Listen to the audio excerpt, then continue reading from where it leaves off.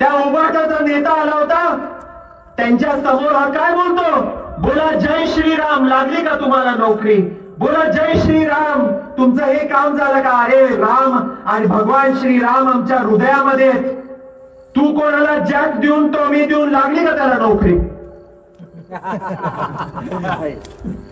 माझ्या होर्टी गावातील माझे वडीलधारी असतील, तरुण असतील, देव धर्म मानणारा हा माझा होर्टी गाव आहे. मला तुम्हाला एकच प्रश्न विचारायचा आहे, अरे ह्या काँग्रेसवाल्यांनी आपल्या देवाची, आपल्या रामाची हे टिंगल टवाळी करायची, हे मंदिर कधी बांधणार, हे कसे बांधणार आम्ही पण बघू. आणि तुमच्या डोळ्यासमोर या देशाचा वाट पंतप्रधान श्री नरेंद्रभाई मोदीने भव्य राम मंदिर या देशामध्ये बांधून दाखवलं.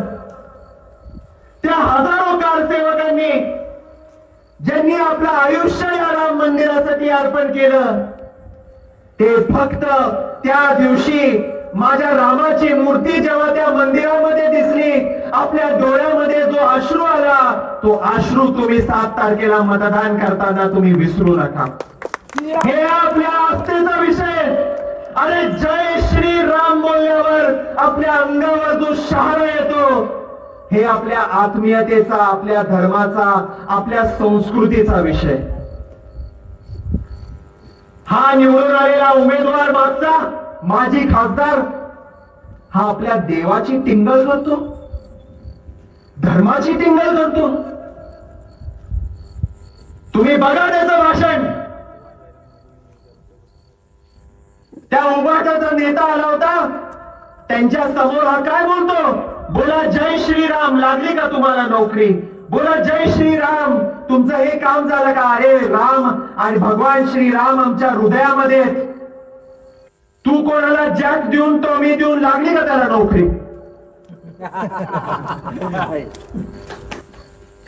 माझ्या धर्माबद्दल, देवाबद्दल बोलू नको. तुला जे राहुल गांधीचं हुजरेगिरी करायची आहे, त्याची नोकरी करायची आहे, तिथं जाऊन कर. हा धाराशिव जिल्हा, हे तुळजापूर तालुका आणि हे होर्टी गाव, हे नरेंद्रभाई मोदी आणि हिंदू धर्माला मानणारं गाव आहे. सियावर रामचंद्र की जय. मिलिंदजी पाटील साहेब आज व्यासपीठावर आहेत. मला साहेबांना विचारायचंय, साहेब हा विरोधी उमेदवार मागच्या वेळेस आपल्या आशीर्वादानं निवडून आला का नाही आला.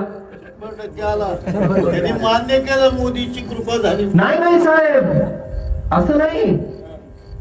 त्याचं आता म्हणणं आहे की कोण मोदी.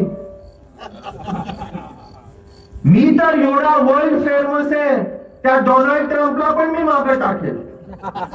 अरे तुझी लायकी काय, सकाळी तुझा तोंड आरशामध्ये बघ आणि स्वतः तोंडात आरशात बघून सांग की मी मोदींमुळे निवडून नाही आलो. अरे ज्या पंतप्रधान श्री नरेंद्रभाई मोदींवर विश्वास ठेवत 2019 ला तुला निवडून पाठवलं, लोकसभेमध्ये जाऊन ह्यांचं पहिलं भाषण काय साहेब, मी निवडून आलो मोदींमुळे, आणि आज त्या मोदीजींची टिंगल टवाळी हा करतोय. आज म्हणतोय मोदीजींमुळे मी नाही निवडून आलो.